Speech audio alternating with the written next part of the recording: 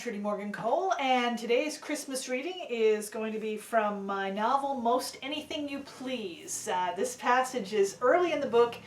It's set in the 1930s in Rabbit Town in the center of St. John's in the Holloway family's grocery store.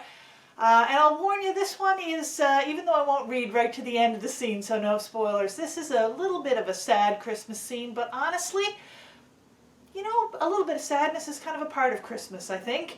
It's a melancholy time, or at least a time of mixed feelings for a lot of people.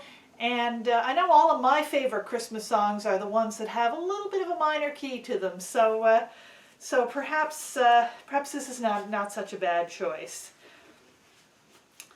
So this is Ellen Holloway and her husband Wes, who own a corner store on the first floor of their house. They have several small children and a relative named Susan, who helps keep house for them while Wes is working and Ellen's running the shop. And it's coming up to Christmas, and Ellen, as she often is worried. "It'll get easier, girl. Never fret," Wes said. "Will it?" "It will. Times are hard all over, but this depression can't last forever. That's what the men in the know all say." He generally looked on the bright side, Wes did, while Ellen herself was more likely to scan the skies for dark clouds that might bring rain. It was good she was that way. Someone had to remember to batten down the hatches when a storm was coming. But she counted on Wes to keep her spirits up. She knitted one more row, then cast off. Another mitt done. She'd have a pair for each of the youngsters for Christmas, and a pair of socks, too. "I will believe it," she told herself as she wound up the ball of wool and stuck her needles crosswise through it.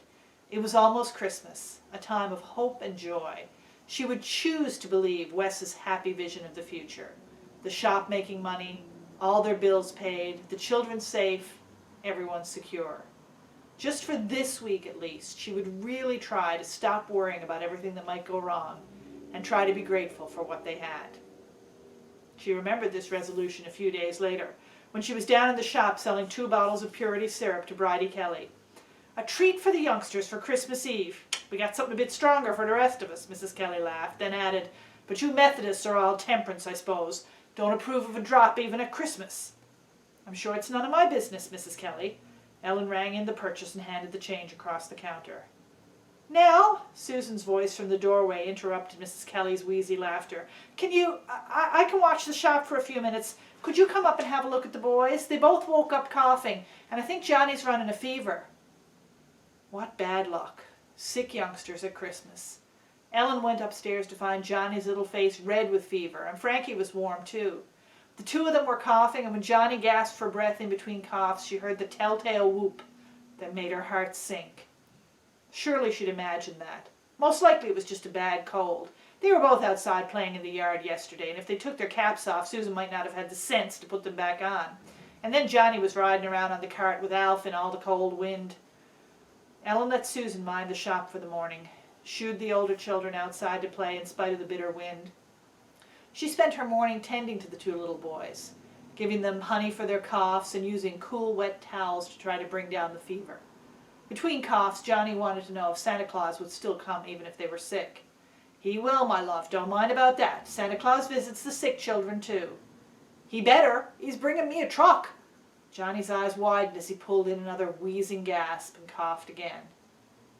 When everyone came home for dinner, she went back down to the shop, leaving instructions for Susan, and spent the afternoon worrying.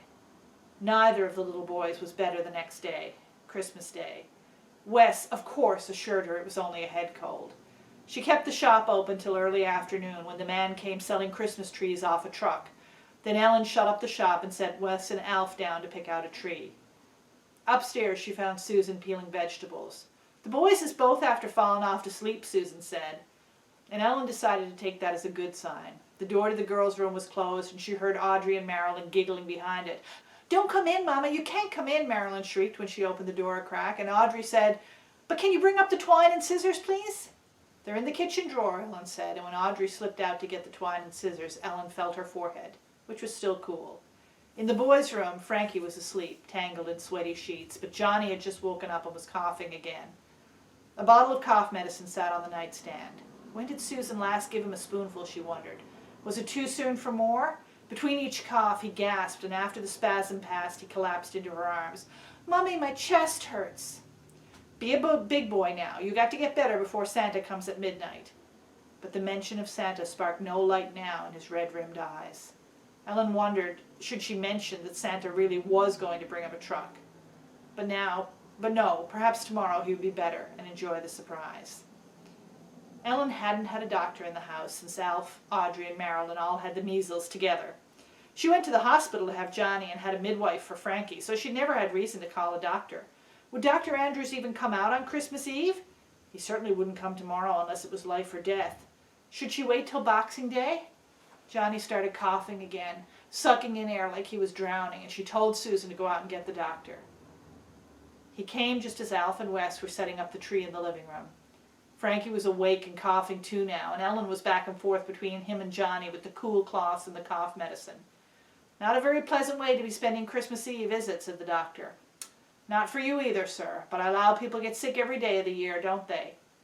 "They surely do, Mrs. Holloway. Never a Christmas goes by without a tragedy for some poor family. I just came from an old lady over on Goodrich Street who won't make it to New Year's." He pulled out his stethoscope and listened to each boy's chest, his face grave. "Now this is very serious business, Mrs. Holloway, and not the kind of news anyone wants to hear at Christmas, but I'm sure it is the whooping cough. And your other children have been exposed to it too." Ellen stayed in the boys' room all evening, letting Susan give the other children their supper of salt fish and raisin bread. The girls were sent off to bed, neither of them showing signs of a cough or fever yet, thank the Lord. Wes, Susan, and Alf decorated the tree, wrapped the presents, filled the stockings. Alf was pleased as punch, Ellen knew, to be given this grown-up role, when last year he was sent off to bed with the little ones to let the Christmas magic happen while he slept. Now the only Christmas magic Ellen wished for was that both boys would get better and none of the others would get sick. If Christmas is a little bittersweet for you this year, I hope you find some moments of joy amid it all. I'll be back with another reading tomorrow. Happy Christmas.